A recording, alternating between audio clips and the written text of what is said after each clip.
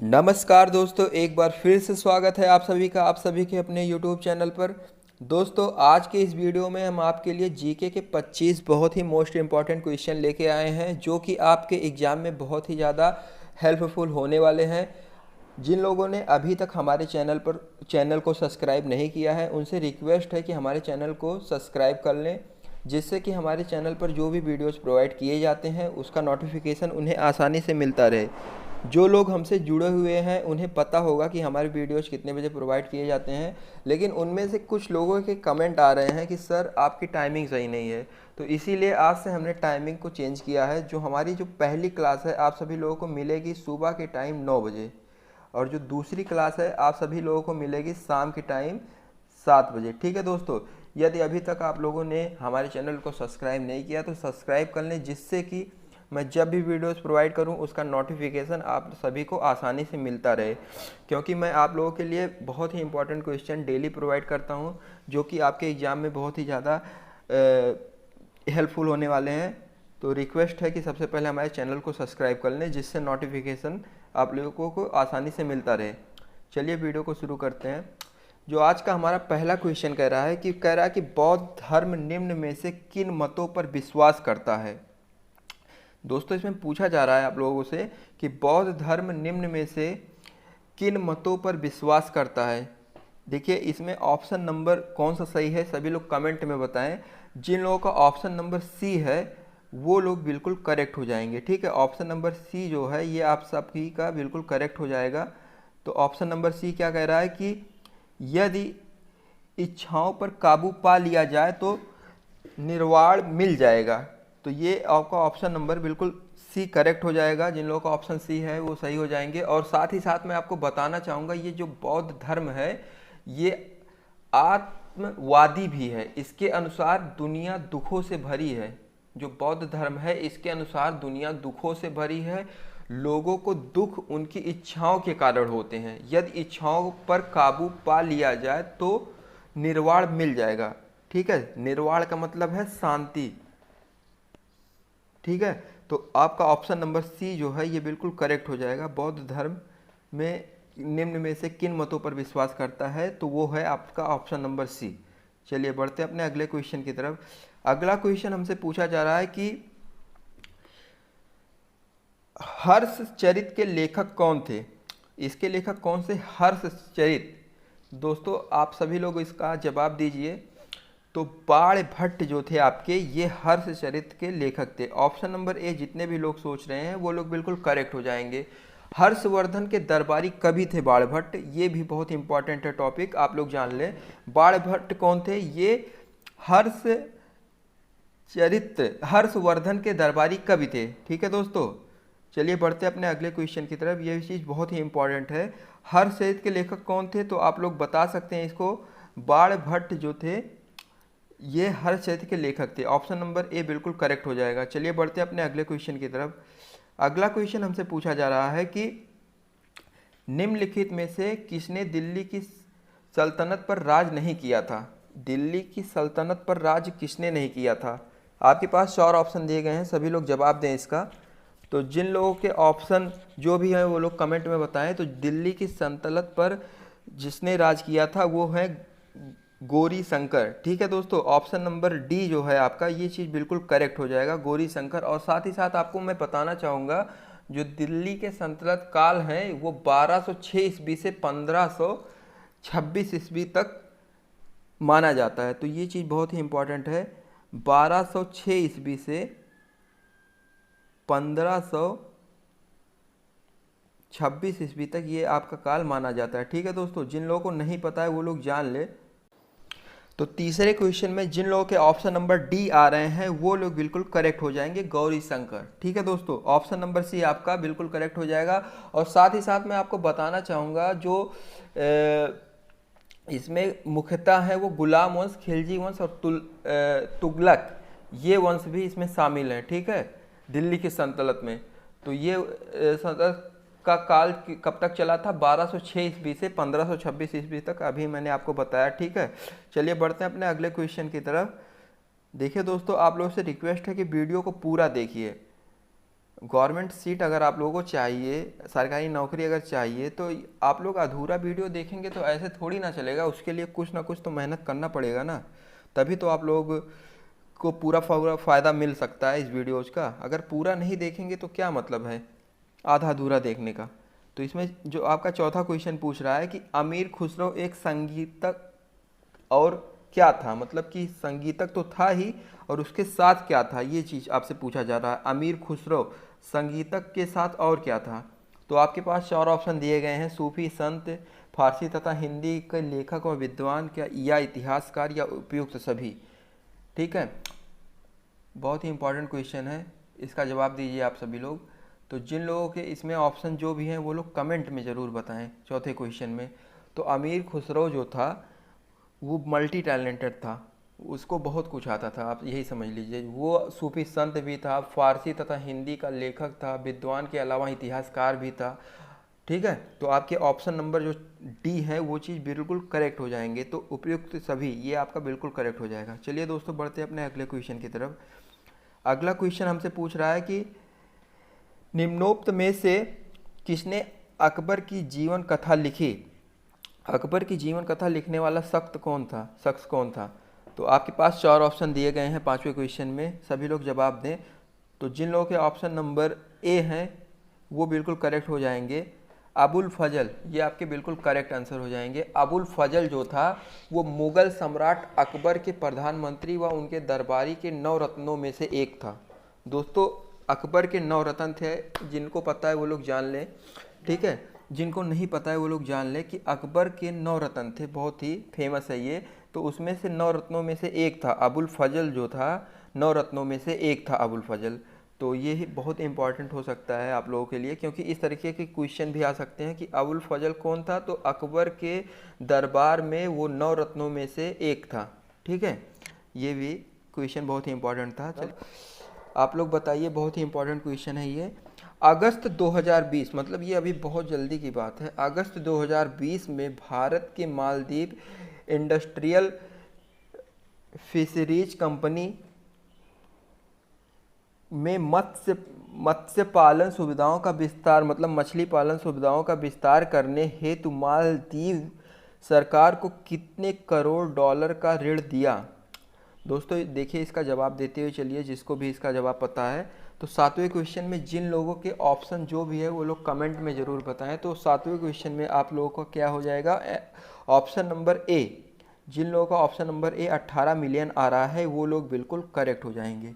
ठीक है, इन 18 मिलियन अमेरिकी डॉलर का ऋण प्रदान किया था। ठीक है, ये बहुत ही इंपॉर्टेंट है, मछलियों को संग्रहित करने और उनके भंडारण की सुविधाओं आदि के लिए। ठीक है, मछलियों को सुरक्षित रखने के लिए ये धनराशि दी गई थी। चलिए बढ़ते हैं अपने अगले क्वेश्चन की तरफ। अगला क्वेश्चन जो हमसे पूछा जा रहा है कि प्यासी की लड़ाई किसके बीच लड़ी गई थी। प्यासी जो है इसकी लड़ाई किसके बीच लड़ी गई थी, मीर जाफर और रॉबर्ट क्लाइव की। ऑप्शन नंबर आपका बी की, सी की, डी। तो जिन लोगों का ऑप्शन नंबर जो भी है वो लोग कमेंट में बताएं। तो जिन लोगों का ऑप्शन नंबर सी आ रहा है वो लोग बिल्कुल करेक्ट हो जाएंगे।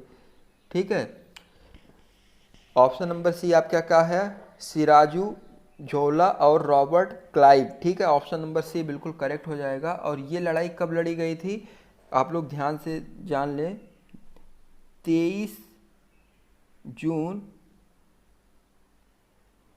1757 ईस्वी को। ठीक है, तो ये लड़ाई आपकी कब लड़ी गई थी, 23 जून 1757 ईस्वी को। जिन लोगों को नहीं पता है वो लोग जान ले, आठवें क्वेश्चन में बहुत इंपॉर्टेंट हो सकता है। प्यासी की लड़ाई जो है 23 जून 1757 ईस्वी को लड़ी गई थी।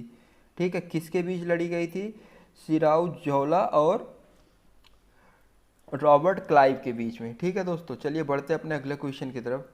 अगला क्वेश्चन हमसे पूछा जा रहा है कि रॉलेट एक्ट 1919 किसके काल में लागू किया गया था। रॉलेट एक्ट जो है 1919 में किसके काल में लागू किया गया था। आपके पास चार ऑप्शन दिए गए हैं, सभी लोग इसका जवाब देते हुए चलें।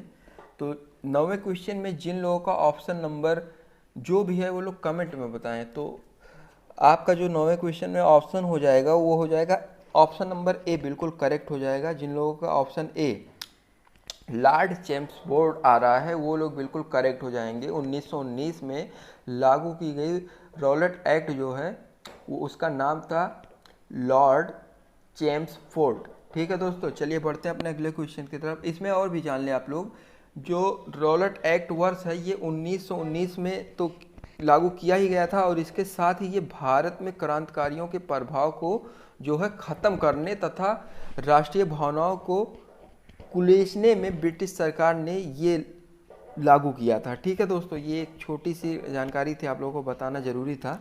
तो बढ़ते हैं अपने अगले क्वेश्चन की तरफ। अगला क्वेश्चन कह रहा है कि भारतीय संविधान द्वारा प्रारंभ में कितने मौलिक अधिकार दिए गए थे। मतलब जो भारतीय संविधान है इसके द्वारा कितने मौलिक अधिकार दिए गए थे। तो जो भी ऑप्शन है आप लोग बताएं इसको। तो जिन लोगों का ऑप्शन नंबर बी आ रहा है 7, वो लोग बिल्कुल करेक्ट हो जाएंगे। ठीक है, 10वें क्वेश्चन में ऑप्शन नंबर बी आपका सही हो जाएगा। और साथ ही साथ मैं आपको बताना चाहूँगा जो भारतीय संविधान है इसके 7 मौलिक अधिकार प्राप्त हैं। ठीक है, और 1978 के दौरान इस मौलिक अधिकार को जो है समाप्त मतलब ये जो भारतीय संविधान है इसमें कितने मौलिक अधिकार हैं, 7 मौलिक अधिकार हैं। और उसके साथ ही ये जो आपका अधिकार है ये 1978 से लागू किया गया है। ठीक है, 1961 से इसके मतलब इसमें अधिकार को शामिल किया गया है। इससे पहले 7 से पहले और कम थे, तो ये बढ़ने की क्रिया जो है आपकी 1978 से शुरू हुई है। 1978 तक ये केवल इसमें संख्या कम थी, लेकिन अब इसकी संख्या बढ़ चुकी है, 7 हो चुकी है। ठीक है, तो आपका ऑप्शन नंबर बी जो है बिल्कुल करेक्ट हो जाएगा। चलिए बढ़ते हैं अपने अगले क्वेश्चन की तरफ। अगला क्वेश्चन हमसे पूछा जा रहा है कि मंत्रिपरिषद के बैठकों की अध्यक्षता कौन करता है। मंत्रिपरिषद जो है इसके बैठकों की अध्यक्षता कौन करता है। तो इसमें जो भी ऑप्शन सही है आप लोग जवाब दें। तो 11वें क्वेश्चन में ऑप्शन नंबर ए जो है ये बिल्कुल करेक्ट हो जाएगा। ऑप्शन नंबर ए क्या कह रहा है कि प्रधानमंत्री ये अध्यक्षता, मंत्रिपरिषद में बैठकों की अध्यक्षता जो है प्रधानमंत्री करता है। तो ऑप्शन नंबर ए बिल्कुल करेक्ट हो जाएगा। और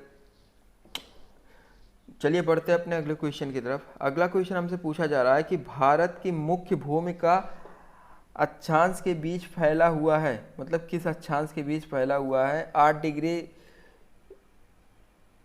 डिग्री या 4 उत्तर और 37 डिग्री 6 से उत्तर की ऑप्शन नंबर बी की सी की डी। और 12वें क्वेश्चन में तो जिन लोगों के ऑप्शन नंबर 12वें क्वेश्चन में ए आ रहे हैं वो लोग बिल्कुल करेक्ट हो जाएंगे। ठीक है, चलिए बढ़ते हैं अपने अगले क्वेश्चन की तरफ। अगला क्वेश्चन हमसे पूछा जा रहा है कि कपास के उत्पादन के लिए सबसे अच्छी मिट्टी कौन सी है। काली लावा मिट्टी या दोमन मिट्टी या आपका ऑप्शन नंबर सी या आपका ऑप्शन नंबर डी। तो 13वें क्वेश्चन में जिन लोगों के ऑप्शन नंबर 13वें क्वेश्चन में जो भी है वो लोग जवाब देते हुए चले। तो काली लावा मिट्टी ये आपका बिल्कुल करेक्ट हो जाएगा दोस्तों। ठीक है, आपका ऑप्शन नंबर ए बिल्कुल सही हो जाएगा। चलिए बढ़ते हैं अपने अगले क्वेश्चन की तरफ। अगला क्वेश्चन हमसे पूछा जा रहा है कि कान्हा नेशनल पार्क कहाँ स्थित है। कान्हा नेशनल पार्क ये आपका कहाँ पर स्थित है, बहुत ही इंपॉर्टेंट है। कान्हा नेशनल पार्क आपका जो स्थित है ये है मध्य प्रदेश में। ठीक है, सभी लोगों का ऑप्शन नंबर डी बिल्कुल करेक्ट हो जाएगा। ठीक है, जिन लोगों का ऑप्शन नंबर डी है। और कान्हा नेशनल पार्क के बारे में आपको बताना चाहेंगे कि इसकी स्थापना जो है 1955 ईस्वी में की गई थी। और वर्ष 19 किस मतलब कान्हा नेशनल पार्क की स्थापना आप लोग सभी लोग पहले जान ले, कहीं पर नोट भी कर सकते हैं। 1955 ईस्वी में इसकी स्थापना की गई थी। ठीक है, और वर्ष 1974 ईस्वी में जो है, ठीक है, इसका प्रोजेक्ट तैयार किया गया था। सभी लोग को पता होना चाहिए।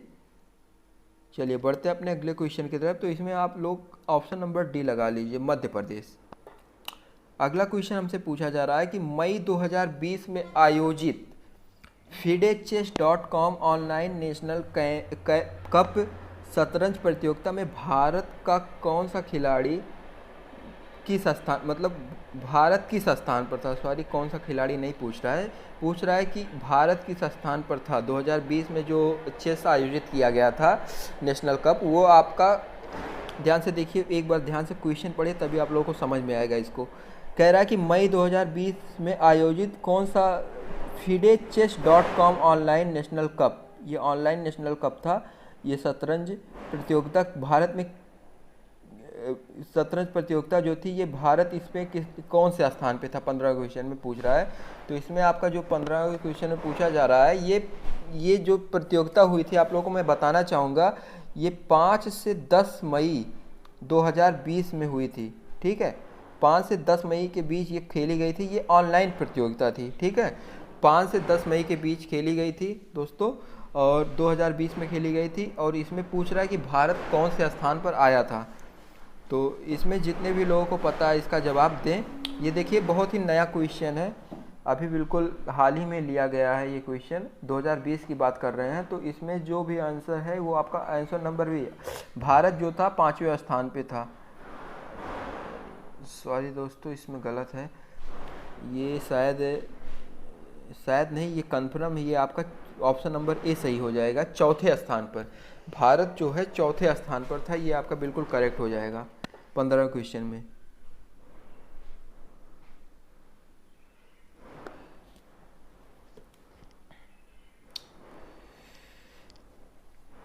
थोड़ा सा कंफ्यूजन है दोस्तों इसमें, ये आपका जो 1 मिनट बता रहे हैं।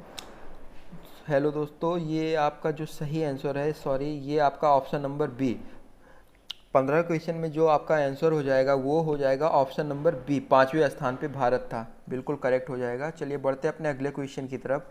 अगला क्वेश्चन हमसे पूछा जा रहा है कि जुलाई 2020 में कोरोना वायरस के कारण रमेश टीकाराम का निधन हो गया था, वह क्या थे, मतलब कौन से खिलाड़ी थे या गायक थे। 2 खिलाड़ियों के नाम दिए गए हैं और 1 गायक के नाम दिए गए हैं। तो आप सभी को बताना है कि कौन सा ऑप्शन सही है 16 क्वेश्चन में। तो जो भी आंसर है आप लोग जवाब देते हुए चलिए। तो 16 क्वेश्चन में जिन लोगों के ऑप्शन पैरा बैडमिंटन खिलाड़ी आ रहा है वो लोग बिल्कुल करेक्ट हो जाएंगे। तो ऑप्शन नंबर ए जो है आपका बिल्कुल सही हो जाएगा, पैरा बैडमिंटन खिलाड़ी थे।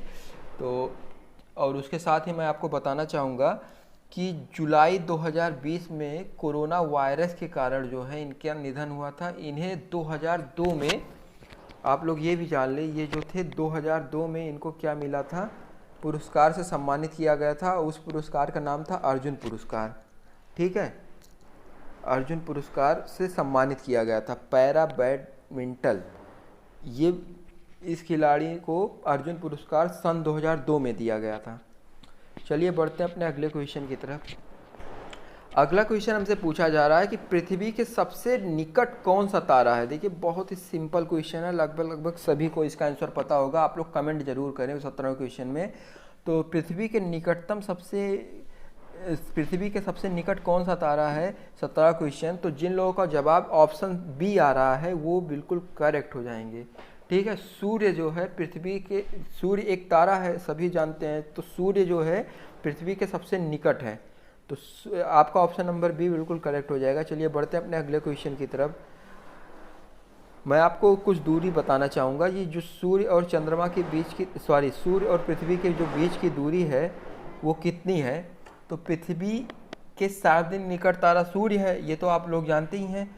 ये इसकी दूरी जो है कितनी है, 149.6 गुणे 10⁻⁶।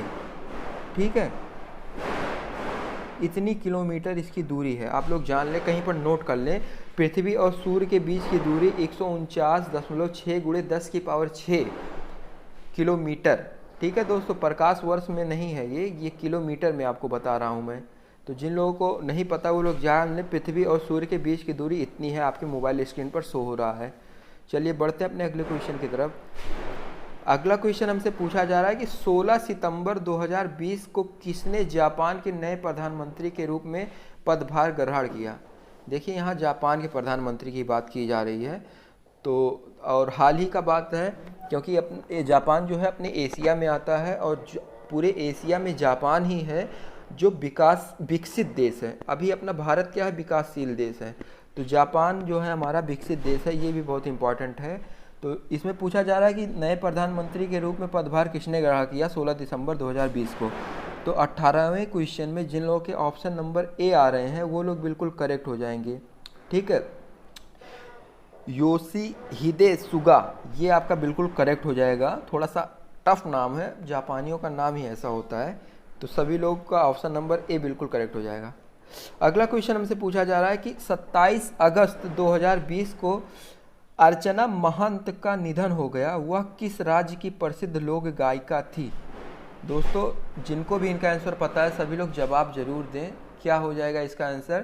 तो 27 अगस्त 2020 को अर्चना महंत का निधन हो गया, वो कितने वर्ष की थी, वो 72 वर्ष की थी, ये भी आप लोग जान ले। तो इसमें जो आपका आंसर हो जाएगा कहाँ पर, मतलब वह किस राज्य की प्रसिद्ध लोक गायिका थी, तो आपको राज्य बताना है। तो 19वें क्वेश्चन में तो वो असम की प्रसिद्ध गायिका थी, और इसके बारे में मैंने आपको बताया कि ये जो है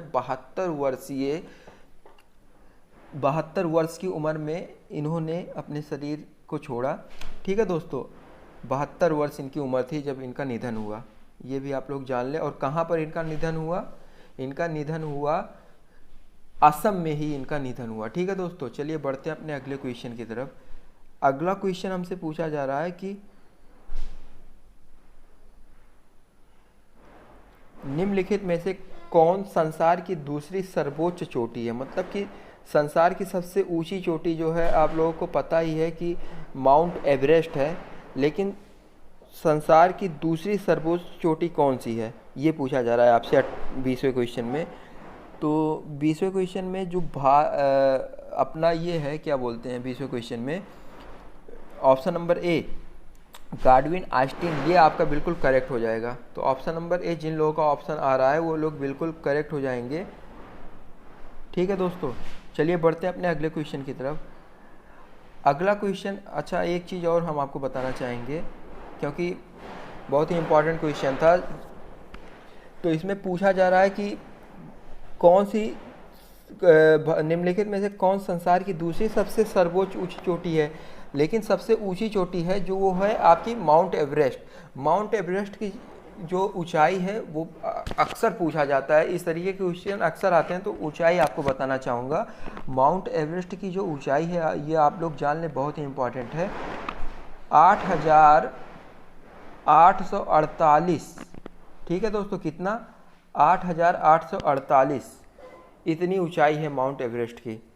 मीटर में है, मैं बता रहा हूँ आप सभी को अभी, इतने मीटर ऊंचाई है। ठीक है, 8,848 मीटर। अगर फीट में बात की जाए तो ये हो जाएगा आपका 29,028, ये फीट में बात कर रहा हूँ मैं। ठीक है, मीटर में कितनी है 8,848 और फीट में कितनी है 29,028 फीट। सभी लोग इसे कहीं पर नोट कर लें क्योंकि ये क्वेश्चन बहुत ही इंपॉर्टेंट है। माउंट एवरेस्ट की ऊंचाई अक्सर पूछा जाता है क्योंकि ये विश्व की सबसे ऊंची चोटी है। विश्व की दूसरी जो ऊंची चोटी है वो गाडविन आइंस्टीन है, ये आपका बिल्कुल करेक्ट हो जाएगा। चलिए बढ़ते हैं अपने अगले क्वेश्चन की तरफ। अगला क्वेश्चन जो है हमारा कह रहा है कि पारा थर्मामीटर के कार्य करने का सिद्धांत है, ये इसका कार्य क्या करता है। आपके option A B C D जो भी है आप लोग बताएं। तो 21वें क्वेश्चन में जो है आपका आंसर जो है सही हो जाएगा वो ऑप्शन नंबर बी, गर्म करने पर पदार्थ का विस्तार। ठीक है, पारा थर्मामीटर जो है ये गर्म करने पर पदार्थ का विस्तार करता है। तो ऑप्शन नंबर बी आपका बिल्कुल करेक्ट हो जाएगा। ठीक है, चलिए बढ़ते हैं अपने अगले क्वेश्चन की तरफ। अगला क्वेश्चन जो है हमसे पूछ रहा है कि निम्न में से कौन सा आभासी बल है। दोस्तों इसमें पूछा जा रहा है कि कौन सा आभासी बल है। तो इसमें जो है आपका आंसर सही हो जाएगा ऑप्शन नंबर, 22वें क्वेश्चन में आपका जो सही हो जाएगा ऑप्शन नंबर सी, आप केंद्रीय बल, ये बिल्कुल करेक्ट हो जाएगा। देखिए ये सब साइंस के क्वेश्चन हैं, जीके जीएस में पूछे गए हैं, साइंस से रिलेटेड है, तो सभी लोगों को इस तरीके के क्वेश्चन ध्यान से देखने चाहिए क्योंकि बहुत ही इंपॉर्टेंट है। और साथ ही साथ आप जान लें जो वृत्ताकार केंद्र के बाहर की ओर लगने वाले बल हैं वो अपकेंद्रित बल होते हैं, ये तो आपको पता है। और अपकेंद्रित बल एक प्रकार की क्या होती है, जड़त्वीय बल होती है। ठीक है, जड़त्वीय बल होती है। ठीक है, चलिए बढ़ते हैं अपने अगले क्वेश्चन की तरफ। अगला क्वेश्चन हमसे पूछा जा रहा है कि निम्नलिखित में से कौन सा विद्युत चुंबकीय तरंगों का गुण नहीं है। कौन से ऑप्शन सही हो जाएंगे तो ऐसे क्वेश्चन में सभी लोग जवाब दें इसका। तो ऐसे क्वेश्चन में तो जिन लोगों के ऑप्शन नंबर ए आ रहे हैं वो लोग बिल्कुल करेक्ट हो जाएंगे। विद्युत चुंबकीय तरंगे व्यक्तिकरण तथा विवर्तन नहीं दिखाती हैं।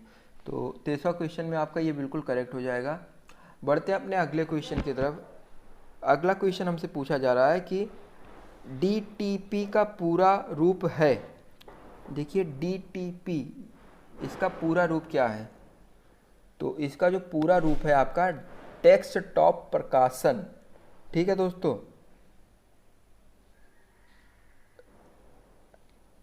डेस्कटॉप, इसमें 24वें क्वेश्चन में आपका हो जाएगा डेस्कटॉप प्रकाशन। प्रकाशन का मतलब वही पब्लिशिंग, वही दोनों एक ही चीज़ है। तो जो हमें ध्यान में था वो हमने बताया, ऑप्शन देखा भी नहीं मैंने। तो 24वें क्वेश्चन में जो आपका ऑप्शन बी है वो बिल्कुल करेक्ट हो जाएगा।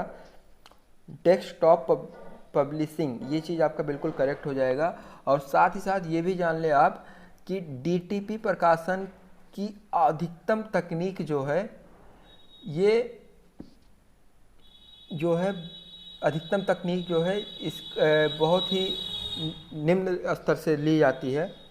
ठीक है, चलिए बढ़ते हैं अपने अगले क्वेश्चन की तरफ। अगला क्वेश्चन हमसे पूछा जा रहा है कि सीमा सड़क संगठन के उत्तराखंड के पिथौरा जिले के जौजीबी सेक्टर में बेली ब्रिज का निर्माण कार्य सफलतापूर्वक किया था। यह पुल जौजीबी को किस स्थान से जोड़ेगा?